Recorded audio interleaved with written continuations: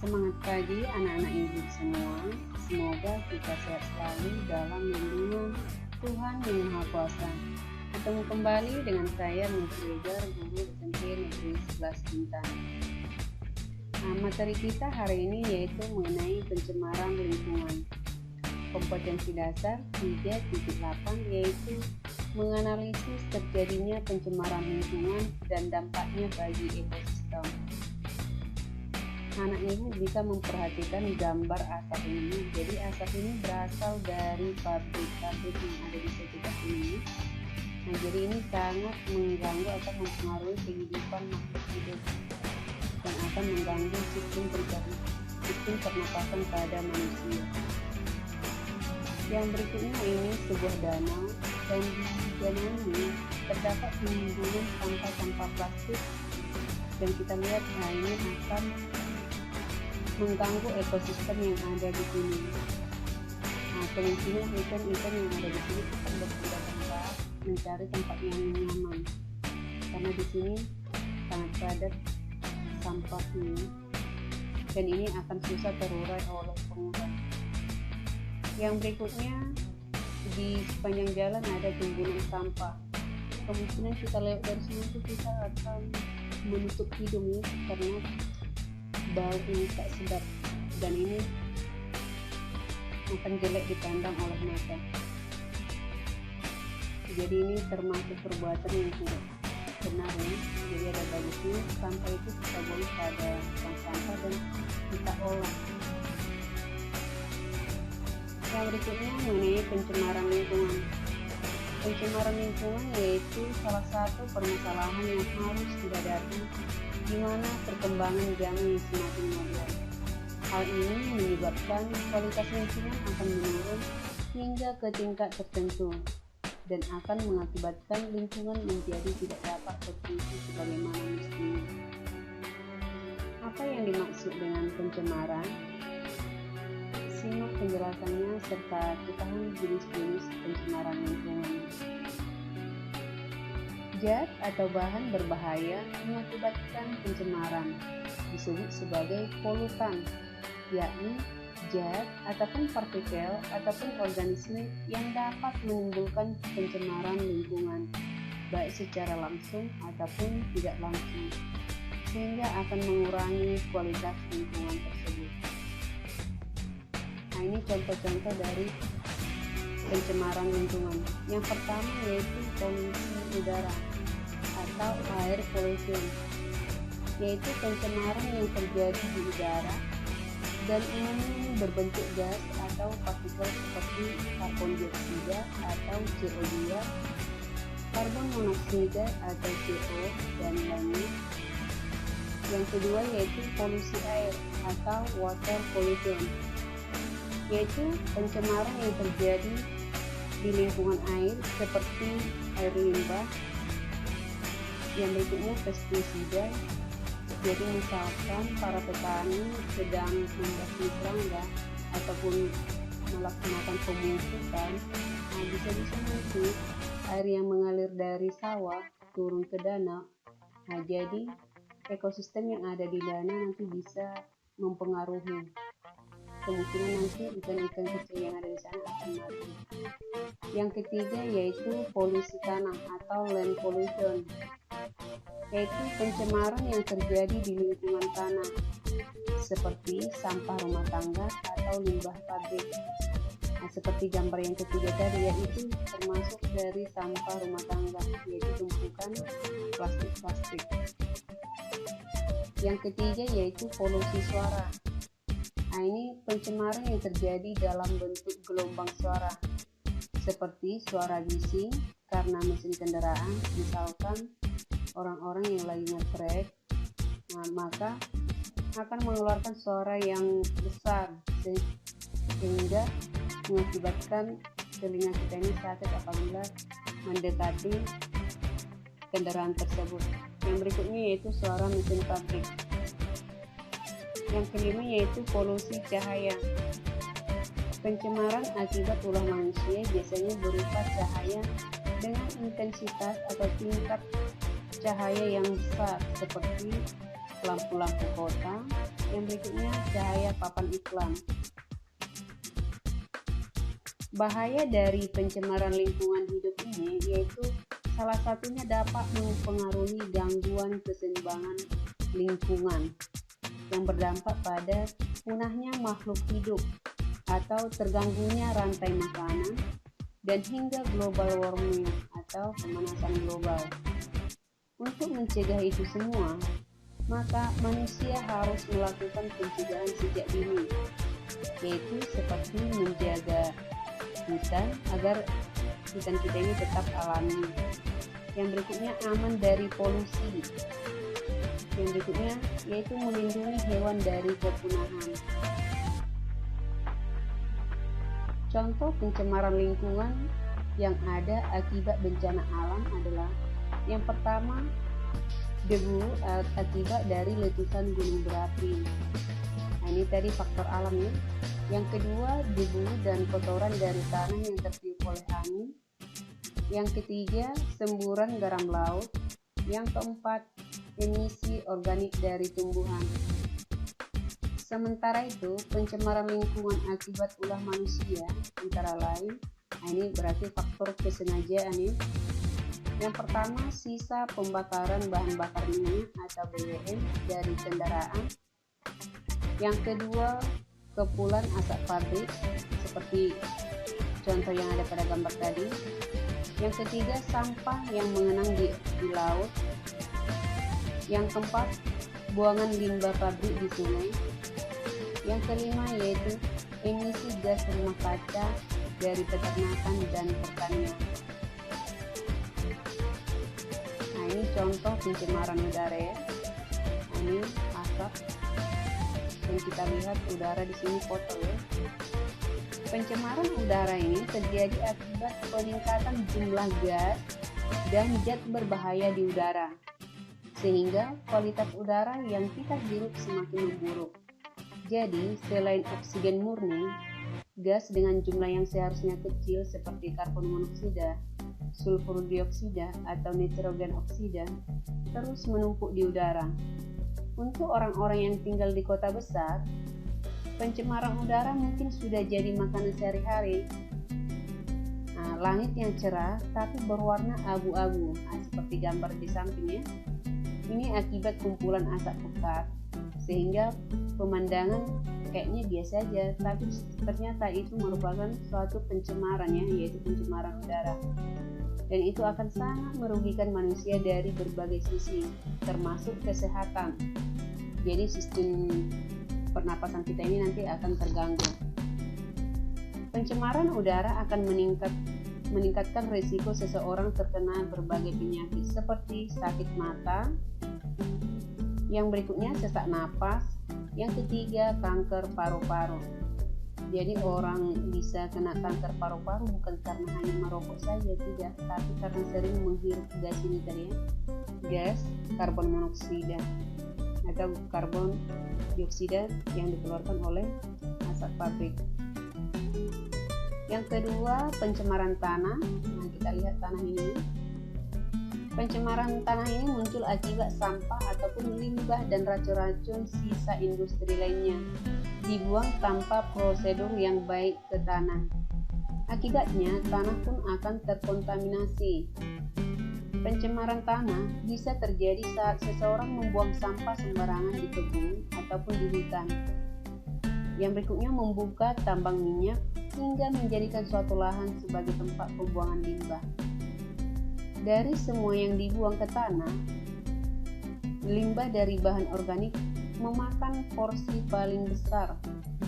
Berikut ini bahan-bahan yang paling sering menjadi sumber pencemaran tanah. Contohnya yaitu kertas dan kardus, sisa makanan, rumput sisa, kacanya juga termasuk ya, kayu, karet, logam, dan lain-lain. Yang berikutnya pencemaran air. Pencemaran air adalah polusi yang terjadi kala zat sisa atau limbah yang berisi zat kimia berbahaya, sampah, dan benda lain masuk ke air, baik itu laut, sungai, hingga danau ataupun badan air lainnya. Air yang sudah tercemar biasanya akan terlihat berwarna keruh dan berbau. Ini contohnya warnanya keruh dan berbau. Jadi kalau kita cium baunya menyengat.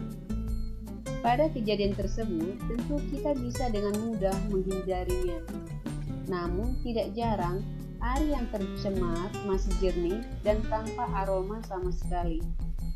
Hal ini membuat kita harus lebih berhati-hati, sebab mengkonsumsi sesuatu dari air yang tercemar bisa menimbulkan berbagai penyakit. Bahkan dalam jangka panjang, bahkan diperkirakan sekitar 4.000 orang anak meninggal dunia setiap hari itu akibat mengkonsumsi air yang tercemar. Nah, Anda juga bisa sakit apabila mengkonsumsi ikan yang hidup di air yang tercemar. Jadi makanan yang kita makan juga jadi penyakit karena apa? Dari sumber air yang tercemar tadi ya. Yang berikutnya, bagaimana cara penanggulangan pencemaran air? Yang pertama, kita pembuatan kolam stabilisasi.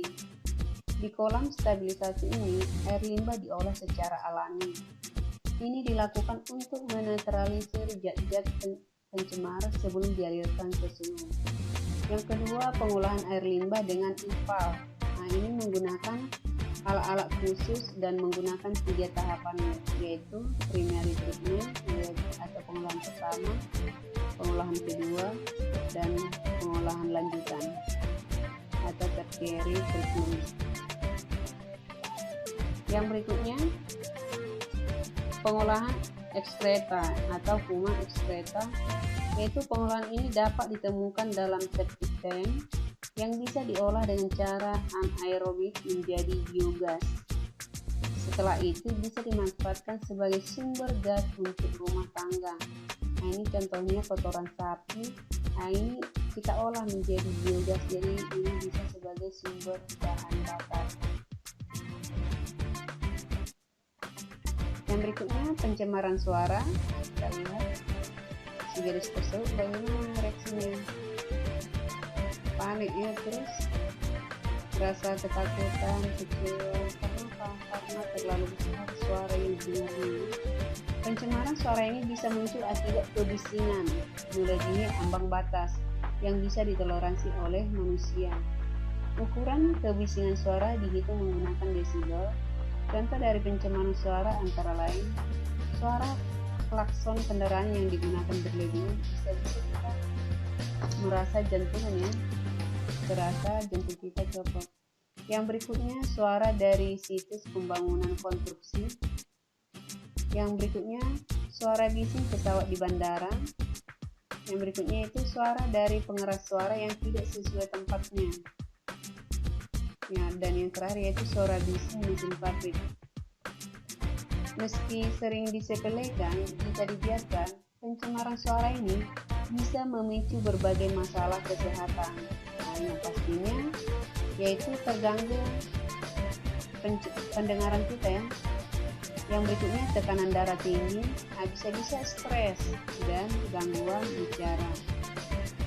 Jadi apabila kita mengeluarkan suara yang terlalu kencang, bisa-bisa lawan kita atau yang di samping kita merasa stres atau tekanan darah tinggi. Nah, makanya kita yang ngomong seadanya.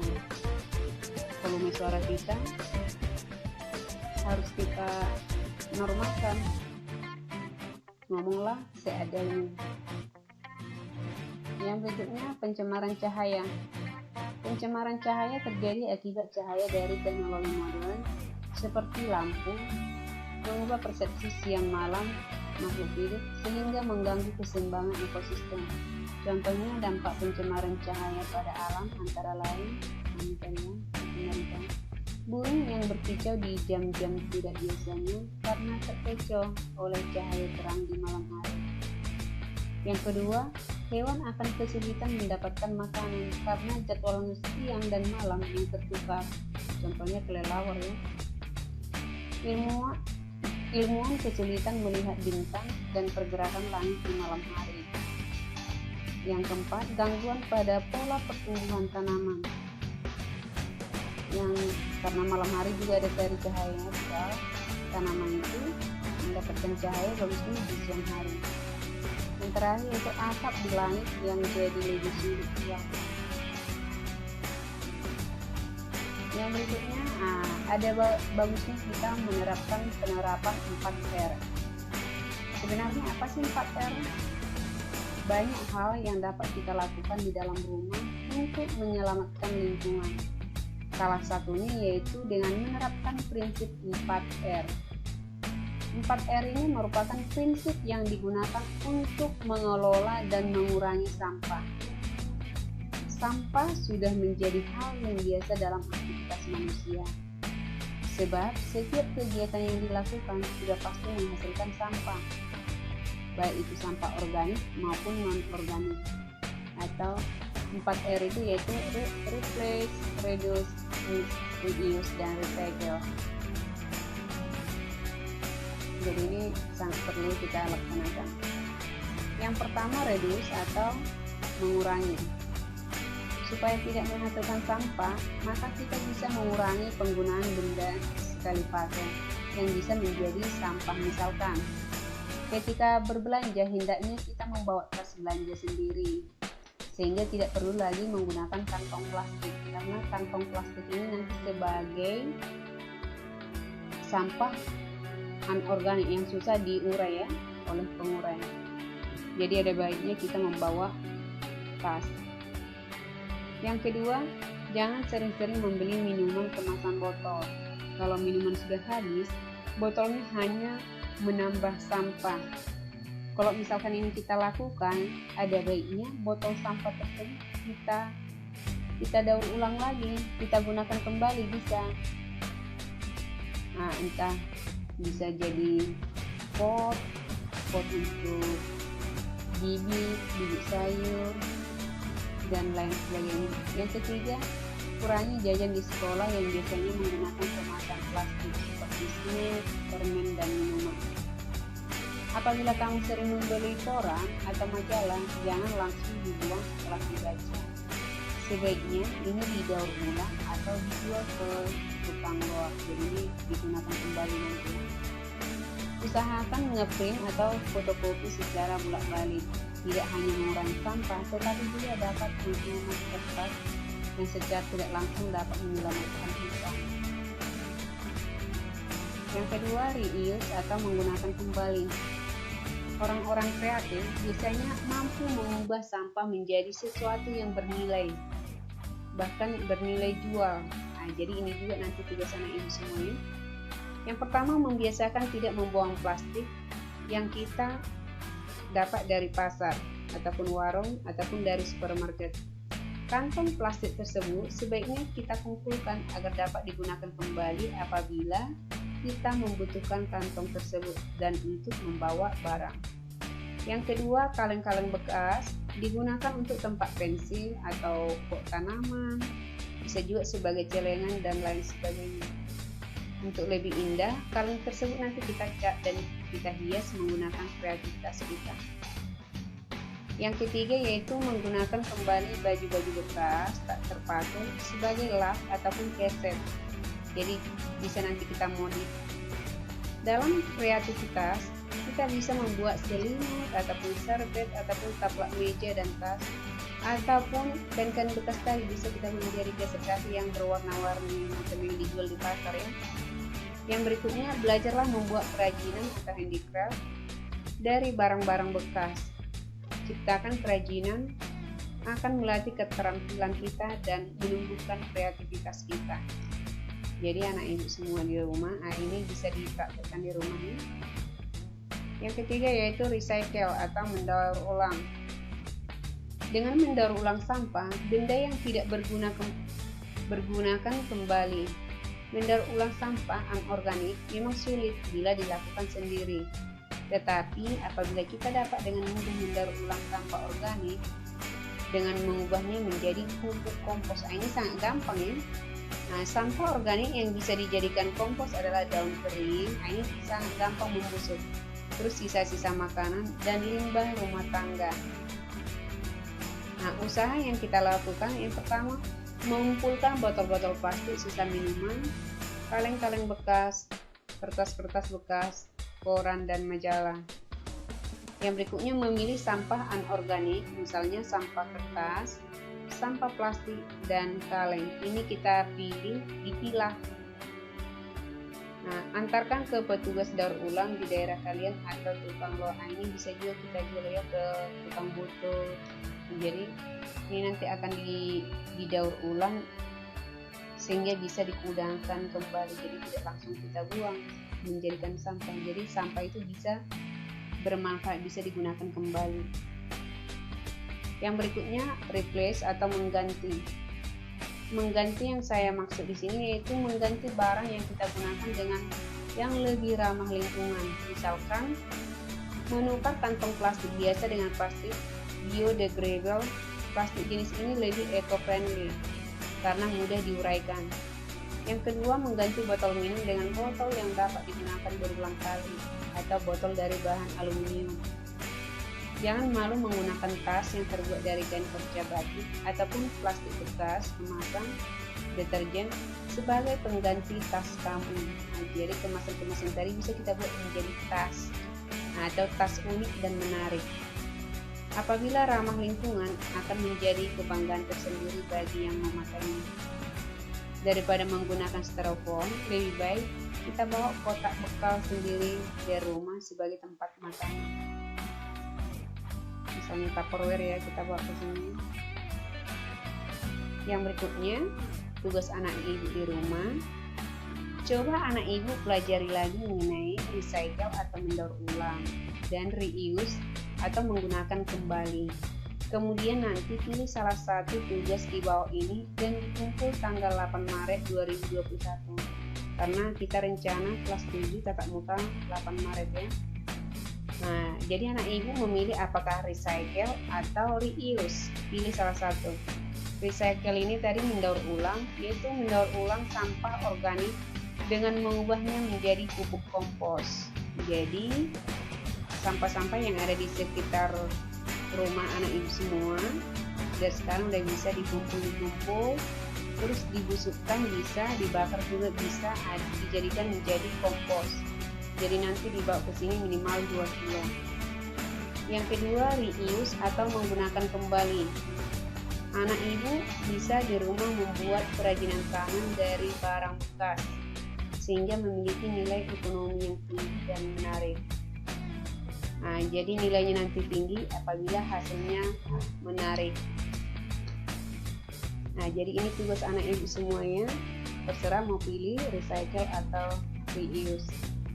Nah, tugas di atas termasuk cara mengurangi pencemaran. Jadi anak ibu semua, mari kita kurangi pencemaran lingkungan dengan cara 4R tadi. Nah, tapi tugas anak ibu tadi tinggal memilih salah satu ini. Oke, itu aja materi kita hari ini. Semoga bermanfaat bagi anak ibu semua. Sampai di sini pertemuan kita. Ketemu kembali di video pembelajaran selanjutnya. Bye bye.